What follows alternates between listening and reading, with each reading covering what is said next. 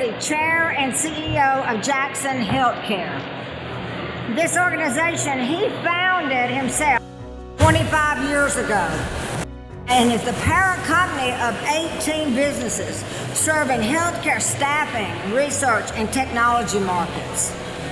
It is driven by a mission, the delivery of patient care and the lives to everyone they touch. I read an article last night, Rick, and it was actually written in 2015, and it was written by an individual who is now one of his vice presidents. In that article, Rick Jackson is chair. He was known, they called it the self-made philanthropist. And that's what has always admired me from where he grew up. Like so many, I grew up on a dirt road in Carroll County. So I just have so much respect when I see someone like Rick Jackson who grew up, in a small apartment with concrete floors. And so I thank you, Rick Jackson, for changing so many lives of so many people here in the state of Georgia. And now today, the Commission on Women and I personally, we are so honored to recognize you as one of our champions for change. And we are presenting you today, if you'll let me take it out so they can see, we're calling it the Leadership Legacy Award to Rick Jackson. Well, thank you to the Georgia Commission on Women for this great honor. I was especially impressed with the fact that Dr. Toomey got this award last year, and I was like, wow, there's no way I deserve anything that she would be honored to have, but I really appreciate it. I grew up, I was born at Georgia Baptist Hospital right next to Grady, no longer there, but that's a different issue. And I grew up about 2 miles away, a place called Techwood Homes that was torn down during the Olympics and so forth. I went to 8 different elementary schools, 5 different high schools, and then when I entered my 13th birthday, I went into foster care and came out there.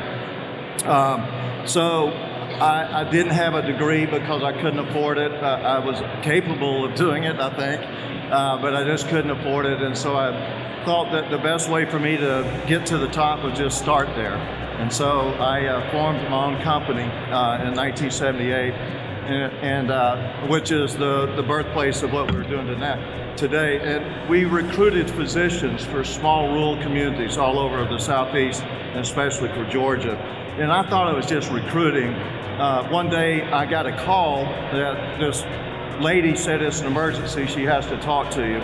And I said, okay. And the lady said, Mr. Jackson, I just wanted to call and thank you. And I said, okay.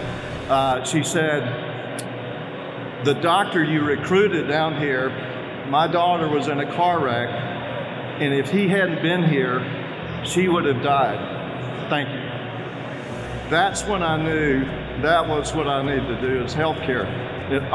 There's a lot of people here in healthcare, and it's one of the most honorable things to save lives and to help improve lives and so forth. And so that kind of started me on that journey of what we are today. As we mentioned, we serve over 10 million patients, and our mission really is to improve the patient care and all the lives of people that we come across. That's our whole mission. That's everything we do. And we're in 50 states. We were honored because we were the only one capable, but we were honored to help the state during COVID and all the hospitals and so forth like that. And so we were honored to do that. We basically have decided to commit our time, talent, and treasures to the community and to give back. My pastor says that find something that breaks your heart, go do it. And what I figured out is that sometimes I can do more, or a person can do more with influence than they can affluence, because we had done the affluence part and tried to give back. I was here in a Senate hearing, and Senator Hunterman, I think, was in it, in reference to about foster care. I was doing other stuff. We were trying to do something in foster care. I think it was 2016. And there was a comment made by Senator Millar, that hit me in between the eyes. He said, "Thank you, Mr. Jackson, for coming down here." And I knew at that point in time, these kids did not have an advocate at the top level. They have a lot of advocates. There's a lot of nonprofits and the people that work in the state, but nobody at the top level. So I wanted to, when I met Brian Kemp, Governor Kemp, I said, when you think of me, just think of foster care. That's all I'm going to talk about. I want to have all of the influence there. And so I'm proud to say that every year for the last 5 years, there's been a foster and we got one, we got two this year. I want to thank you for the award and then all the recipients for the things that you do to make lives better in Georgia. So thank you. Thank you so much.